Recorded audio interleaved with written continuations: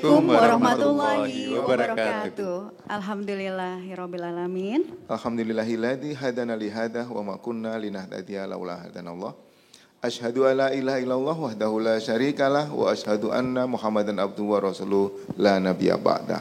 Allahumma fasholli ala sayyidina Muhammadin wa ala alihi wa sahbihi ajmain. Alhamdulillah, kita bersyukur kepada Allah Ta'ala. Kita bertemu kembali di bulan suci Ramadan yang penuh berkah. Tentu ini sebuah anugerah buat kita semua untuk memaksimalkan ibadah kita, untuk memanfaatkan bulan suci ini untuk sebanyak-banyaknya meraih berkah dari Allah Ta'ala. Amin ya rabbal alamin. Amin amin ya rabbal alamin. Senang sekali saya Rika Indriaswari dan Pak Marjana menemani tentunya kali ini di Pustaka Berkah Spesial Ramadan 1445 Hijriah bersama Bank Mega Syariah. Di pertemuan yang insya Allah bermanfaat ini, saya tentunya bersama alim ulama yang kita kenal dengan sangat baik. Beliau juga merupakan imam besar Masjid Istiqlal, yaitu tak lain dan tak bukan Profesor Dr. Kiai Haji Nasaruddin Umar MA. Assalamualaikum. Waalaikumsalam warahmatullahi wabarakatuh. Apa kabar, Prof? Ya, bulan Ramadan ini istimewa ya. Ramadan artinya membakar hangus.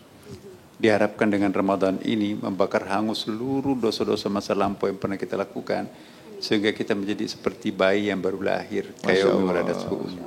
Tentu Ramadan ini sangat sibuk, Prof. Apalagi sebagai imam besar Masjid Istiqlal yang kegiatannya sangat banyak di Istiqlal. Belum lagi di luar Istiqlal. Gimana, Prof, di Istiqlal? Iya, semuanya bisa diatur ya.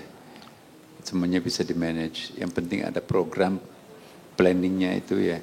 Kita bisa ngatur semuanya, bisa kita ke sini dan bisa juga di sana. Jadi kita manajemen di Istiqlal itu ISO, jadi sudah autopilot gitu kan, International Standard Operation ya. Jadi autopilot, auto financial, auto semuanya. Jadi itulah yang kita lakukan di Istiqlal, sehingga walaupun saya tidak hadir di tempat, kegiatan tetap jalan terus, pendelegasian Wewena ya. Dan saya dengar dapat banyak penghargaan, Prof. Ya, alhamdulillah. Dari internasionalnya sudah beberapa ya.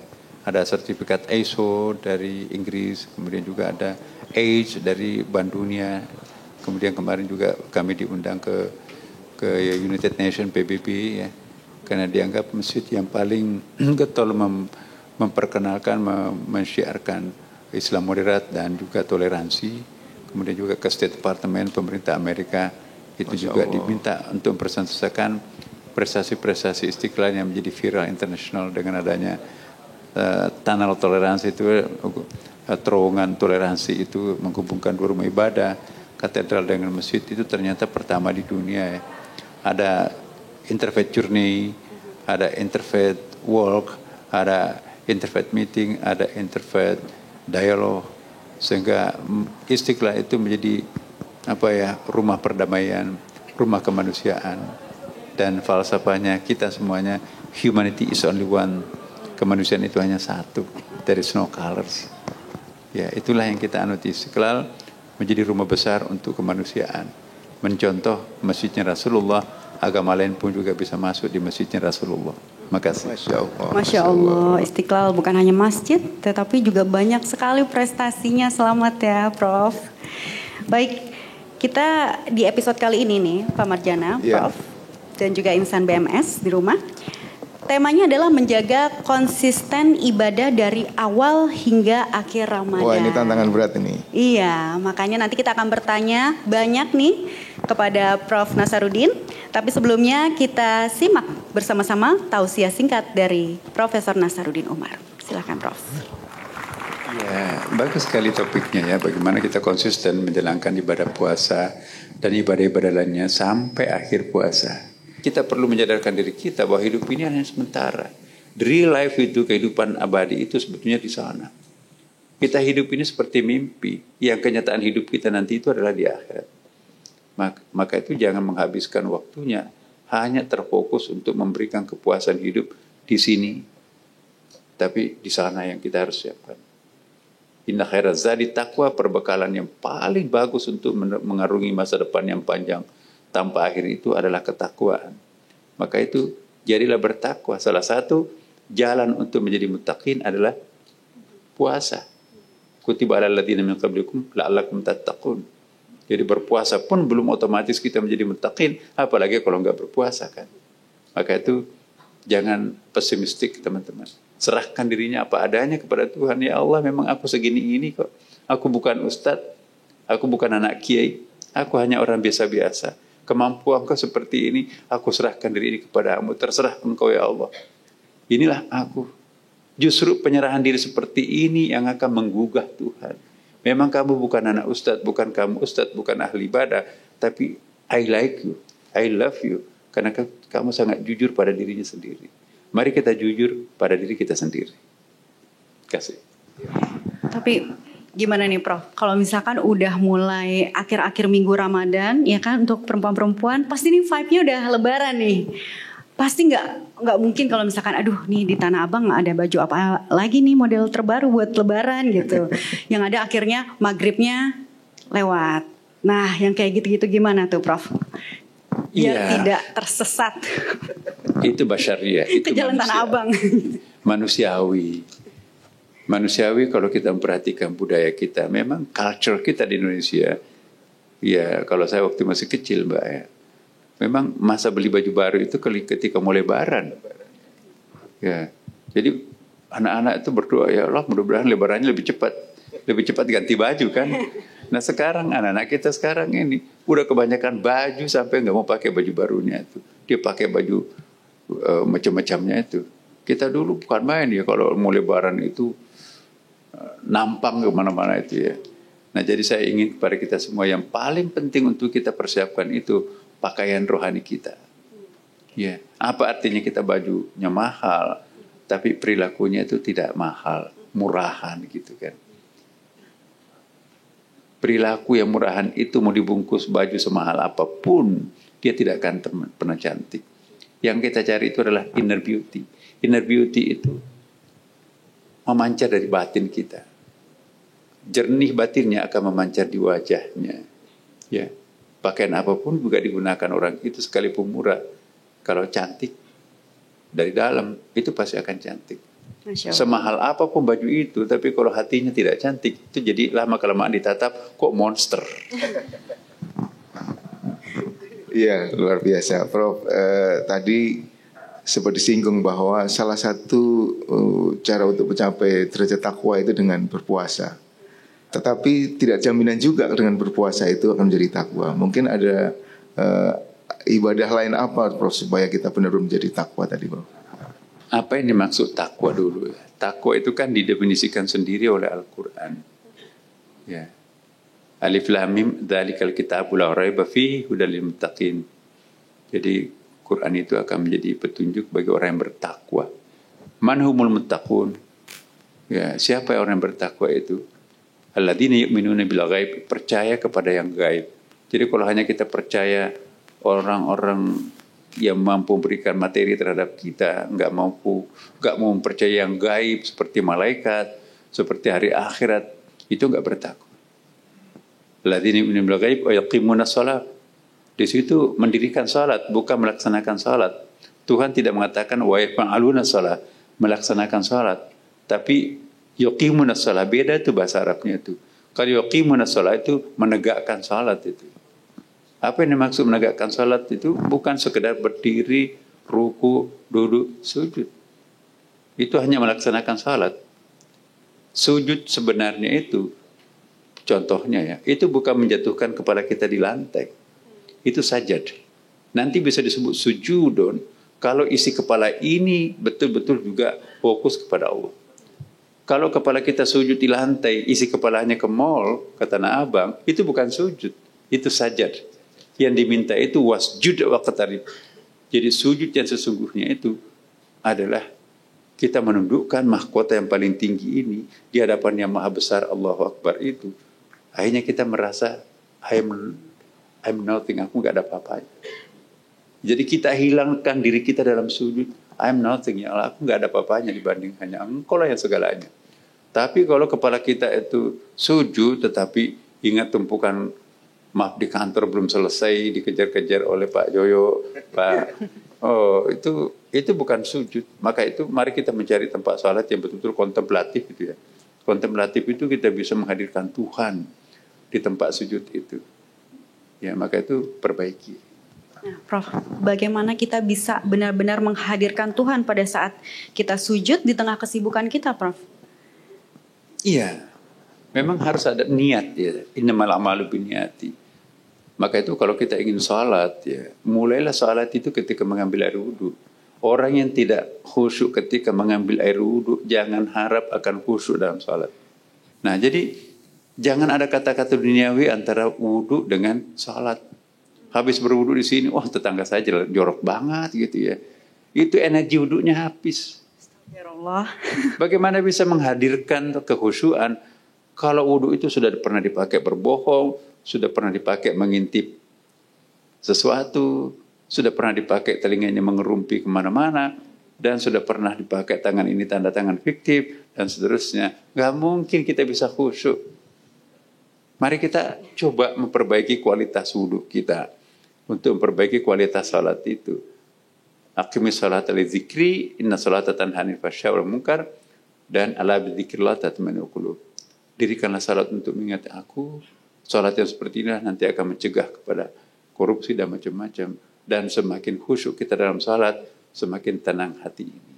Puncak kebahagiaan surga itu sesekali diperlihatkan wajah aslinya Tuhan. Nah, kalau kita dalam genggaman Tuhan 24 jam, masih ada artinya surga enggak? Mana lebih bagus? Pencipta surga atau surga? Pencipta surga tentu Bukan. saja. Jadi kembali ke square one, Prof ya. Jadi kuncinya adalah bagaimana kita melekatkan diri kepada Sang Maha Kuasa, kepada pencipta alam semesta, termasuk pencipta surga. Baik, kita akan sambung di sesi yang berikutnya. Nanti kita akan bertanya lagi nih, Prof. Mungkin ada juga yang ingin bertanya di sini. Masih banyak hal menarik lainnya yang bisa kita pelajari bersama Profesor Nasaruddin Umar. Maka para muslim sekalian, tetap bersama kami di channel Hasanah, Pustaka Berkah Spesial Ramadan 1445 Hijriah bersama Bank Mega Syariah.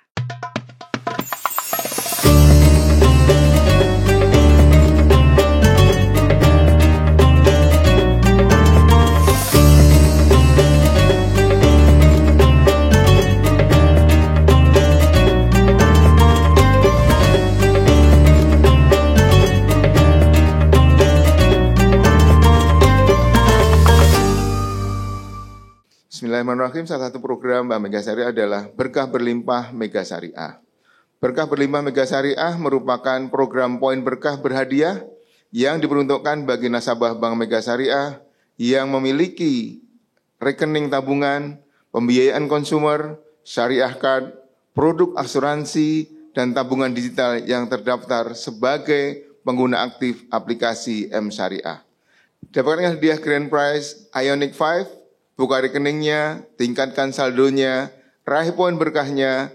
Info selengkapnya dapat dikunjungi di www.megasyariah.co.id.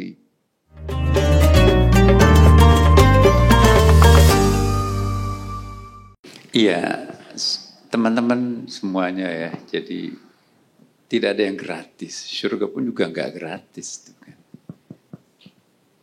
Tapi kita harus ada keyakinan. Man sara wa shala, barang siapa yang berjalan pasti akan sampai. Kalau nggak berjalan nggak mungkin nyampe.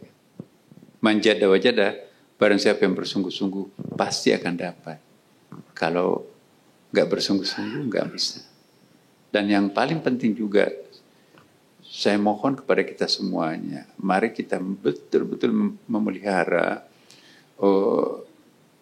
diri kita sendiri ya. Gak mungkin kita bisa khusyuk di dalam sholat, dalam beribadah apapun juga, kalau darah yang mengalir dalam diri kita itu bersumber daripada makanan, asupan yang tidak halal. Ya, bagaimana kita bisa khusyuk dalam sholat? Baju yang kita pakai ini adalah baju hasil penipuan. Sajadah yang kita pakai sujud itu dari pemborong untuk mendapatkan proyek itu. Jadi berusahalah untuk memandirikan sendiri dirinya, menghadirkan sumber-sumber kehidupannya. Kullu lahmin nabata min haramin fannaru aula bihi. Semua daging yang tumbuh dari barang yang haram itu hanya bisa dibersihkan oleh api neraka dan mustahil surga akan masuk. Maka itu jangan sampai mengkonsumsi barang yang haram. Itu nggak bisa dibersihkan oleh apapun kecuali api neraka. Nah, contohnya apa? Dalam kehidupan kita kan banyak yang syubhat, bahkan banyak yang haram. Nah, mari kita betul-betul mengkonsumsi yang murni halal, kalau itu bisa kita lakukan. Contoh, kita kan sekarang sudah punya bank syariah. Nah, fatwa Majelis Ulama, kalau sudah ada bank syariah, maka bank konvensional itu sudah tidak darurat lagi. Artinya kalau kita makan uang dari bank konvensional itu tidak halal, tidak murni halal. Jadi kita harus mencari bank syariah. Logikanya seperti itu kan. Jadi berusahalah selama Ramadan ini jangan belanja untuk makanan dengan menggunakan bank konvensional. Tapi pakai bank syariah. Terutama Jakarta. Kecuali kalau di pedalaman nggak ada bank syariahnya, darurat itu boleh tuh. Tapi kalau sekarang nggak ada. Darurat itu tidak selamanya darurat. Mungkin hari ini darurat, besok enggak. Selama nggak ada bank syariah, boleh kita pakai bank konvensional. Nah, kalau ada bank syariah tapi tetap kita bank konvensional, asupan yang kita makan itu tidak murni halal. Jadi sudah waktunya kita hijrah dari bank konvensional ke bank syariah. Tapi bank syariah mana? Ini kan ada choice. Ya, bank syariah itu kan punya banyak orang. Ada yang punya pribadi, ownernya bukan muslim. Tentu juga pengeluarannya itu dipakai juga untuk bangun rumah ibadahnya, bangun gereja dan sebagainya kan. Keuntungannya itu dari uang umat kita dipakai untuk bangun gereja. Kenapa ya? Ya keuntungannya kan larinya ke situ kan. Tapi kalau kita pilih siapa yang punya bank syariah itu, wah itu seorang muslim. Nggak bakalan dipakai macam-macam bangunan itu kan. Ya, mari kita cari siapa kira-kira pemilik bank syariah. Bank syariah mana yang murni betul-betul orangnya muslim, ya. Kemudian juga apalagi kalau ada komitmennya, saya tidak akan memperoleh keuntungan sedikit pun dari bank syariah itu. Tapi itulah bentuk pengabdian saya kepada agama saya sebagai seorang muslim. Keuntungannya akan digunung menjadi suatu modal lanjutan. Maka saya kira di antara seluruh bank syariah itu juga ada peringkatnya kan. Kita harus mencari mana bank syariah yang paling perfect untuk kita. Nah, jawabannya kan ada di kita semuanya. Bisa kita lacak di website ini punya siapa, Bank Mega Syariah itu punya siapa dan seterusnya kan. Dan saya kira itu. Jadi Ramadan ini kesempatan untuk berhijrah, Prof ya? Iya, hijrah itu tadinya tidak pakai penutup aurat, sekarang hijrah menjadi seorang muslim. Hijrah dari bank konvensional ke bank syariah. Hijrah dari bank syariah yang abal-abal ke bank syariah yang benar-benar syariah. Karena kehalalan itu bukan hanya dari zatnya, ya, seperti kambing, itu kan halal zatnya. Tapi kalau disembelih dengan cara tidak pakai basmalah, itu haram. Pakai basmalah dan kambing, tapi kalau itu peruntukannya untuk seserahan berhala, itu juga tetap nggak bisa dimakan. Jadi kita mencoba murni dari A sampai Z itu yang paling baik, yang paling perfect. Maka itu Tuhan nanti akan berikan sesuatu yang istimewa buat kita. Oh, ini hambaku yang paling disiplin, mengatur kehidupannya. Jangan sembrono, kita nanti akan dapatkan sesuatu yang tidak maksimum juga. Berusahalah untuk menjadi muslim yang paripurna. Paripurna di sini, apa itu muslim paripurna? Benar-benar tidak akan memasukkan di tenggorokannya, di mulutnya sesuatu yang syubhat, apalagi yang haram. Ya, saya kira itu hijrah dalam pengertian tinggalkan jalan-jalan syubhat, masuk ke yang murni halal. Ya, yang paling halal bertingkat-tingkat lagi kan, kita prioritaskan yang paling halal. Siapa memilih yang paling halal, maka itulah nanti akan mendapatkan paling istimewa dari Tuhan kan. Terima kasih. Mungkin ada yang sedang menyaksikan acara ini lagi on the way gitu, menuju hijrah dari konvensional ke bank syariah. Nah ini gimana nih? Biar semakin yakin lagi apa sih sebenarnya keuntungan-keuntungan dari bank syariah itu sendiri gitu. Untuk calon nasabah yang akan hijrah. Mungkin Pak Marjana ya. Sebelum kita open pertanyaan nih. Ya. Yang pertama karena murni syariah itu pasti insya Allah berkah. Nah, kalau berkah berarti akan menjadi ladang amal buat dunia dan akhirat. Kira-kira begitu ya Prof ya. Nah ada Prof di sini, masa saya jawab kan nggak enak juga. Nah, kenapa sih kok Islam terlalu rigid mengatur? Memang kita nggak boleh berpisah dengan Tuhan. Attachment kita dengan Tuhan itu harus selalu melekat. Karena kalau kapan kita sejengkal, sedetik melupakan Tuhan, itu iblis akan masuk. Maka itu terlalu lama tidak mengingat Tuhan, itu bahaya. Maka itu istighfar. Habis ketawa terbahak-bahak, istighfar. Kemudian habis melakukan kebohongan, istighfar. Jadi tutupi seluruh kelemahan-kelemahannya dengan istighfar. Baik, kalau gitu masih banyak hal menarik lainnya bisa kita pelajari bersama Profesor Nasaruddin Umar. Maka para muslim sekalian tetap bersama kami di Pustaka Berkah Spesial Ramadan 1445 Hijriah bersama Bank Mega Syariah.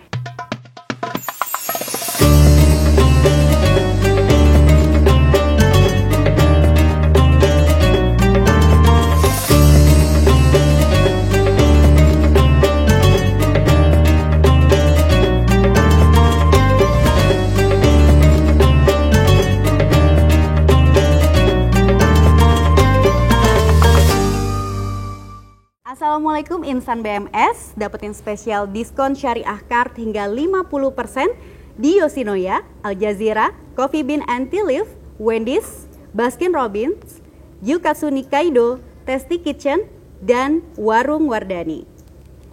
Buruan apply syariah card sekarang juga, kepoin selengkapnya di www.megasyariah.co.id.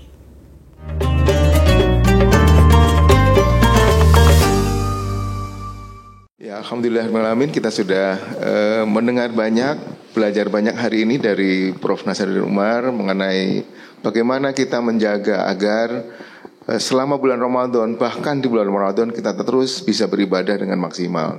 Satu, yang pertama adalah, dan yang utama, kita harus melekatkan diri kepada Sang Maha Kuasa. Karena dengan demikian, apa yang kita lakukan bukan karena makhluk ya Prof ya, tapi benar-benar karena Allah Ta'ala. Yang kedua, ya kita tetap bisa menghormati yang namanya tradisi dan lain-lain. Tetapi jangan lupa bahwa kembali ke square one tadi, yaitu ke Yang Maha Kuasa. Kemudian yang kita juga tadi menyinggung mengenai khusyuk.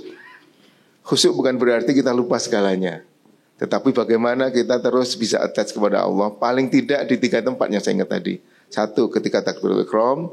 2, kita Al-Fatihah membaca Iyyaka na'budu wa iyyaka nasta'in. Yang 3, ketika tasyahud kita membaca asyhadu alla ilaha illallah wa asyhadu anna rasulullah. Itu kita harus ingat Allah. Saya kira hari ini pelajarannya banyak, tapi kurang lebih yang bisa saya rangkum itu Prof. Mohon maaf kalau ada kurang. Tentu kita bisa ketemu lagi di kesempatan yang akan datang. Amin, amin, insya Allah. Itu dia tadi sudah dirangkum oleh Pak Marjana. Tapi sebelum kita tutup acara di episode kita kali ini, ada kuis terlebih dahulu nih Pak Marjana dan Prof. Kuisnya ini khusus untuk penonton Hazanah dan juga penonton YouTube BMS. Pertanyaannya, bagaimana caranya menjaga konsistensi beribadah selama bulan Ramadan? Tapi ini pertanyaannya kecuali ya, A. Memperbanyak zikir, membaca Al-Quran. B. Berdoa dengan tulus. C. Membangun hubungan dengan sesama. D. Sholat di akhir waktu. Saya ulangi lagi pertanyaannya, bagaimana cara menjaga konsistensi beribadah selama bulan Ramadan kecuali A. Memperbanyak zikir, membaca Al-Quran. B. Berdoa dengan tulus. C. Membangun hubungan dengan sesama. D. Sholat di akhir waktu. Nanti bagi pemenangnya akan mendapatkan hadiah saldo e-wallet. Tapi jangan lupa buka rekening M Syariah dulu ya terlebih dahulu. Dan hadiah saldo e-wallet 500.000 untuk 5 orang pemenang yang beruntung. Jadi nanti yang beruntung akan mendapatkan saldo e-wallet 500.000 untuk 5 orang pemenang yang beruntung. Jadi per orang Rp100.000 ya. Begitu ya Pak Marjana ya.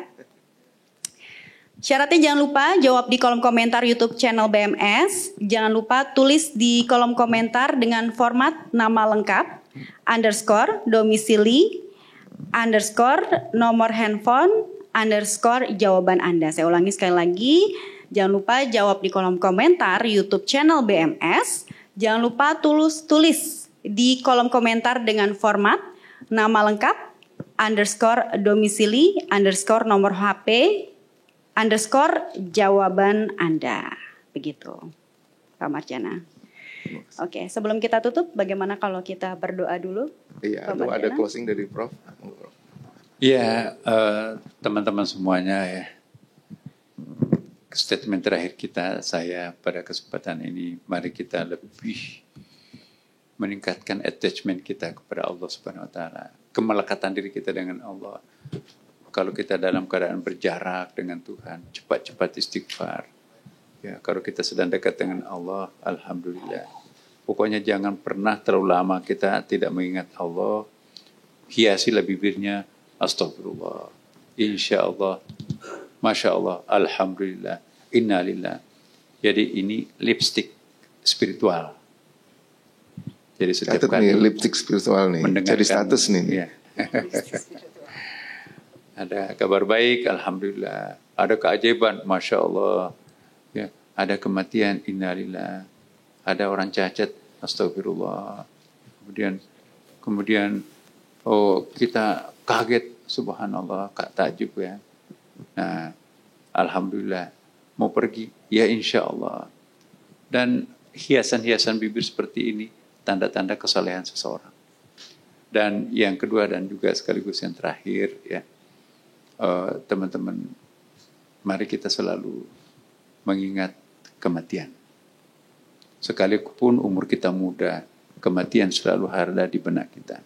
Apa yang perlu kita persiapkan, apa yang sudah kita siapkan, dan dosa apa yang pernah kita lakukan, bagaimana menghapuskan dosa-dosa itu sebelum kita dijemput oleh malaikat maut.